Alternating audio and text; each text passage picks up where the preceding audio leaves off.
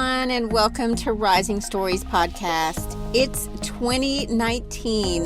Today is a new day and a new year. I thought I would take a few minutes today to encourage you with some tips on goals and planning. We talk about fresh starts. You know, it's always a kind of a double-edged sword because we want to start fresh, but we also want to bring in the things that we have been doing that have been working for us last year. So I just love fresh starts. It's always fun for me. I used to love to start the new year at school in September with all my pens and papers. Everything was brand new and fresh. We don't necessarily get that in the new year in January, but I want that to be more of a mindset for you. So I wanted to share a few things that might help you this year to be present and to get some things done and to move into the future with confidence. I also want to take this time to tell you about future guests and some things that are coming up for the podcast. So let's get started. I've been podcasting for almost 3 years now. It's been a huge labor of love. On the flip side, it has also been a very expensive hobby. And I could have accepted and pursued the company's sponsorship route, which is another huge side hustle in itself.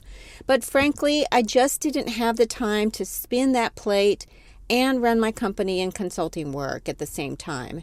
So I have just been using my own funds, which for now, this is probably not going to be an option for very long. Those funds are about to run out.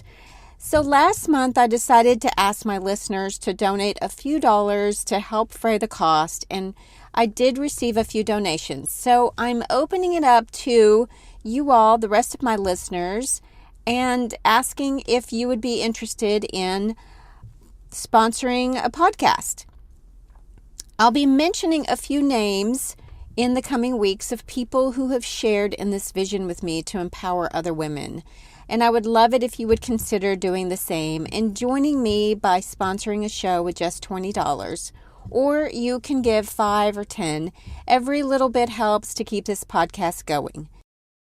Next week, our show will be sponsored by one of our listeners, so listen for that awesome woman's name. I also wanted to share some important things that I do around the first of the year.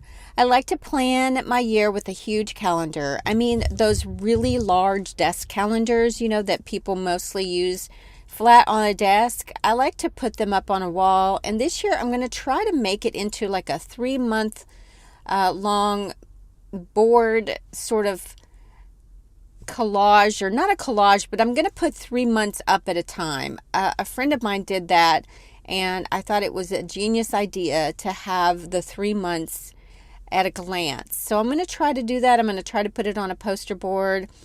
I thought about using it as a dry erase, kind of making it laminated, but I don't like dry erase boards and I don't like things that smudge. So I really like the ink version and just the paper version. So I'm going to try that, and if it turns out good, if it's not a mistake, well, you know what? If it doesn't even turn out well, I'm going to still put it on my Instagram story when it's done. So make sure you're following me over there so you can see the results. But these last few days, I've asked myself what I want to add or delete from my life. You know, we get so used to the same things and have a hard time making changes. So taking a few minutes to jot down what you don't want to do or what bothers you can make a huge difference in 2019. This also helps to be present and get things done because you are doing the things that bring you joy and not doing those things that are weighing you down.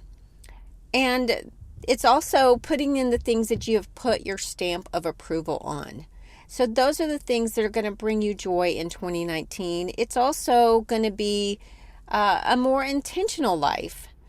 So another thing that helps me start focusing all year long is my one word for the year. Each year I choose a word that comes to me out of my goals, my dreams, my life edits, and my thoughts.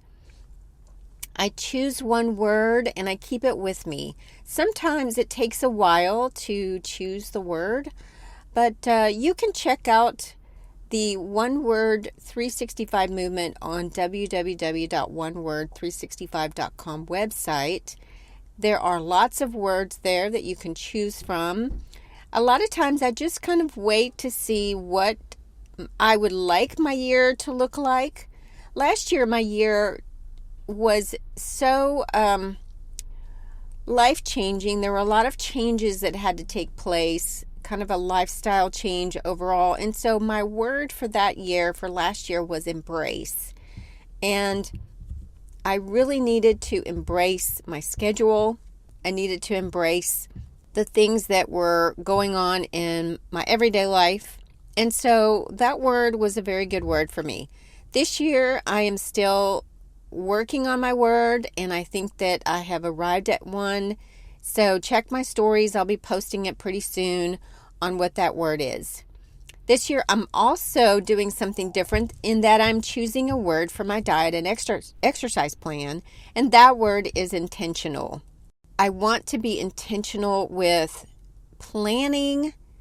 I want to be intentional about making sure that all of the things around my diet plan and around my exercise plan and drinking more water, all the things that around health are very, I guess what I'm saying is they're set up for success. I want to set myself up for success, and that means for me, that means being intentional about everything.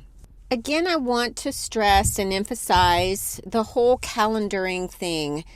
Choosing a focus word or just a few things that will, like calendaring and the focus word, they'll move you into a better place and more productive place. But getting a calendar and planning is key.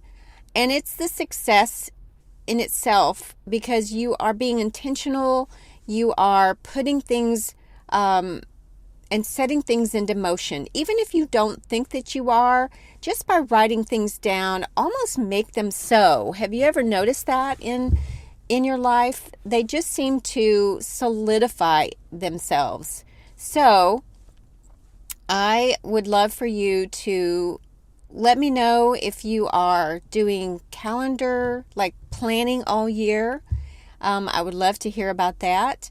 And also, I would love for you to join me in a workshop that I'm doing on January 19th at 10:30 a.m. Central. It's called My Life Edit Workshop. And there'll be a link for the sign up. I'll put that in the show notes. Or you can check out my Facebook page at Rising Stories Podcast or my Instagram page at Corrine Sandifer. I want to make sure that you know that this is a paid workshop. I try to make it as economical as possible. I think it's only $15 and it's an hour-long workshop. It's a hands-on, so you'll have to bring your past calendar and your new calendar, however that looks. If it's digital, just pull it up on your computer or on your phone. But I really do want a pen and paper type of workshop just because I feel like, again, that it solidifies your intentions and your goals, writing things down. That's why those vision boards are so meaningful and so helpful, is that when you're doing that vision board, you're actually cutting out the word. It's tactical and you're doing something. You see a word, you cut it out, and you're actually putting it on something. And then it becomes a visual reminder for you. And it all comes back to that intentionality for that board, that you thought it, you planned it, you cut it out, you pasted it, you're doing all these things. And every little bit solidifies that goal onto your heart, your brain, your mind, your subconscious.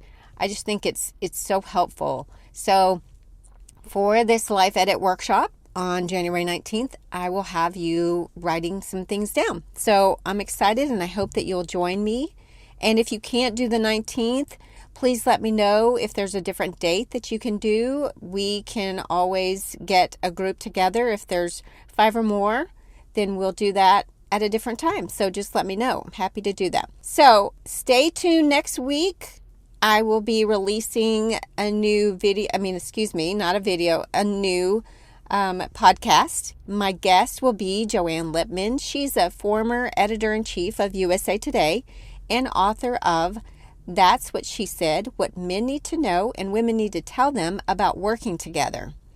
Joanne and I talk about these discussions that we need to be having with the men we work with. They're conversations that need to take place about the Me Too topic and how we as women can move into a better place of equality. It was a great chat, and we even talked about her favorite seasonal snack. So join me next week for this special guest on Rising Stories podcast. And don't forget to click on the link to support this podcast and sign up for the online workshop. I feel so blessed. Thank you so much for listening. And I would love for you to keep rising in your story. So important to continue on your own journey in this world.